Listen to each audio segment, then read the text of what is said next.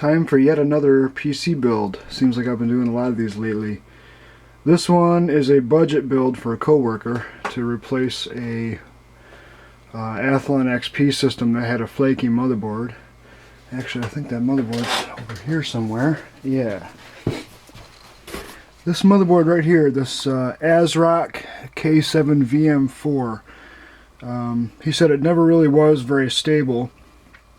And I took it over here and had a look at it, and sure enough it had constant lockup problems, and I've tried everything to figure it out. It just seems to be a plain faulty motherboard.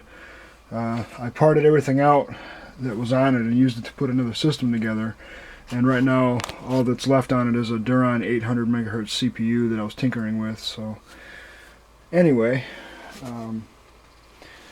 the new system is going to be based on a Cooler Master Centurion 534 case. I'm not used to working with these. I'm used to working with like the Leon Lee cases that you've seen in my prior videos. I'm going to do a quick review on this case before I put the system together. It has its good and bad points, but I have one gripe about it, one major gripe that I'll point out when I get to that. But let's see. A lot of things I've already used. The same motherboard that I built the E2160 system on, the Gigabyte G41M ES2L, since I know it's a good stable board for the price. And the same set of RAM, the 2GB G-Skill kit, DDR2 800, and I had no problem hitting 1066 on this kit, so I figured if it was stable under that kind of stress, it'd be, you know, rock solid under stock speed. Perfect for what this guy needs. I'm going to be using a Pentium E5500 dual-core CPU. Nothing real big. Same goes for the video card, just a GeForce 210.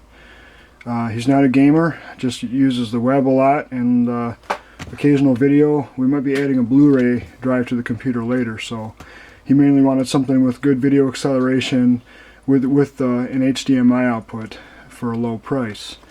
And I settled on this card because, let's see, I didn't want something that had a passive cooler that would get very hot, and at the same time I didn't want something that had a low profile form factor either, because small fans, like I said, since they have to spin so fast, they don't tend to last very long. So we got this cheap card with a nice big fan that should last a long time and do everything he needs it to do. Western Digital 500 GB Caviar Blue. Again, best price to performance there. It was only a little bit more than buying, say, a 160 or 250 gig drive. I figured, what the heck, let's just go for the 500 gig for 10 bucks more or whatever. And this also has 16 megs of cache on it, unlike the smaller sizes that only had 8 megs. Another one of the big 550 watt ACBEL power supplies. The necessary P4 power adapter to take the 8-pin down to 4, because this one doesn't split. You've probably heard me talk about these power supplies quite a few times now. These are the big commercial grade jobs with the double-decker circuit boards and lots of weight to them. Like I said, they came out of Sun Java workstations. They're pretty much commercial grade deal, not that cheap crap that you see, you know, in some of the smaller ones. But anyway, let me get everything unboxed here and get everything put on the motherboard, and we'll go from there. I know I've mentioned before how much I hate these push-pin Intel heat sinks. Look at the bend it puts in this motherboard, and this isn't exactly a flimsy board either. But I wish they'd go back to the old style metal backplate setup that they used to use. It was a lot better than these stupid plastic push pins. But onward. Okay, moving on to the case. First impression on this case, there's more good than bad. The good being, it's one of the nicer ones with the heavy, strong metal. It's not the tinfoil type metal that you see on the cheaper cases, like what my coworker used to have. Actually, I can show you that. This here is the old one, and the metal is just literally, you know, you can distort it, bend it out of shape by hand without any effort whatsoever, and the fan vents are a joke. The reason I really had to replace this though was because of the faulty motherboard tray. It's actually just floating loose inside there because they didn't rivet it together properly, and it's so flimsy that it might have been one of the reasons why his other motherboard stopped working, because the motherboard actually got warped. But anyway, going back to this, nice sturdy build quality. The quick latches on the drives look decent, but the quick latches on the card slots are what my gripe is. These are very brittle plastic, and you can see I already broke the tab off one of these, and knowing my luck, it's the one for the video card slot. But there's two possibilities I can do to fix that, since I didn't include a spare. Since I'm using a micro ATX board, I could either take a pivot from the bottom, one of the bottom slots, and move it up top.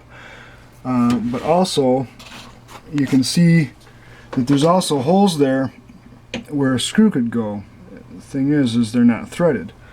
But I have a 632 tap here that I'm going to use on the screw holes and put threads in and just mount the cards like normal.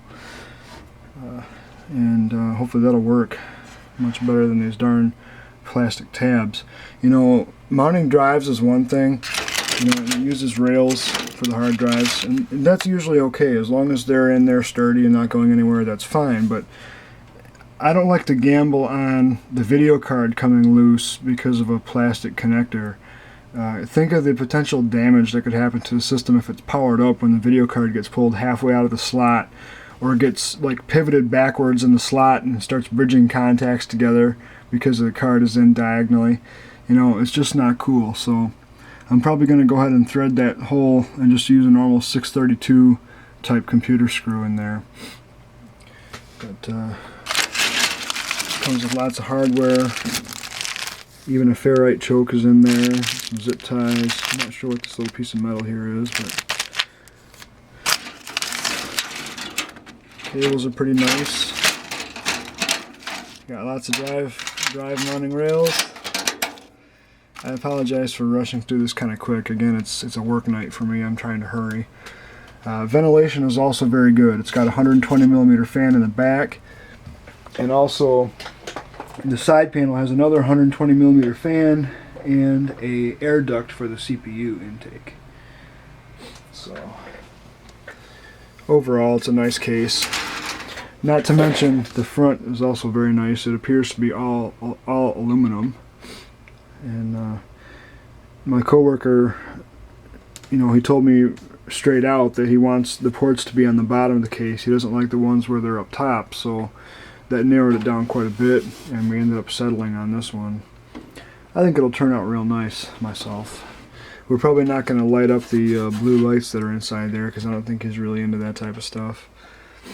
So let me go ahead and get this motherboard mounted in here. Just as I was afraid of, the plastic card mounting clips will not do the job in this case. The video card moves all over the place, and this plastic tab is just extremely fragile, so I'm going to see if I can thread this and put a normal screw in there.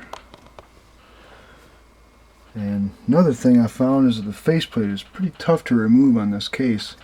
I actually ended up cutting my finger when it finally came loose, and I hit my finger on something in there and got a little nick. But got the DVD burner mounted up in there. It does look really nice. It's just a lot harder to remove than what I'm used to on the Leon Lee case. Making some progress here. I gotta change some settings on my camera. I keep getting my focus messed up. I've actually got it on macro mode right now because I'm doing close-up shots like this, but I need to remember not to get too far away because it's messing up my focus. Okay, I've got that screw in there. I threaded the hole and it went in real nice. Good thing I did, because these mounting toolless mounting brackets are a joke. Another thing I found that I seem to find on cheaper cases Once the card is tightened down, it's like the back of the case is too far to the left, and you know, when you tighten the card down, it actually wants to pull the back of the card up out of the slot had it not been locked in place. I really hate when cases do that. It's almost like as if you were to bend the back of the case inward about 1/8 of an inch. All the cards would sit in there perfectly, but this is one of those ones where the card just did not want to sit in there nice and square like I'm used to finding on the more expensive cases.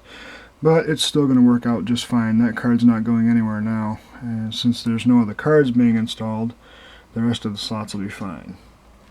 So, time to hook all these wires up. Okay, it's coming along well. In fact, everything's hooked up except for the power for the DVD burner. This LG drive didn't come with the Molex to SATA adapter like most of the other ones I bought. So I'm going to have to borrow the one out of my home theater computer for the time being to get this going. And I'll just get a new one for that later. And there's also no FireWire port on this motherboard, so I'm going to have to tie that cable out of the way. Pretty quick here, I'm going to hook this up and try it out. It's starting to look like a computer. Well, it's alive. Everything seems to have worked on the first try, too. Turns out that all the lights in this case are blue, including the hard drive light. So, that's kind of interesting.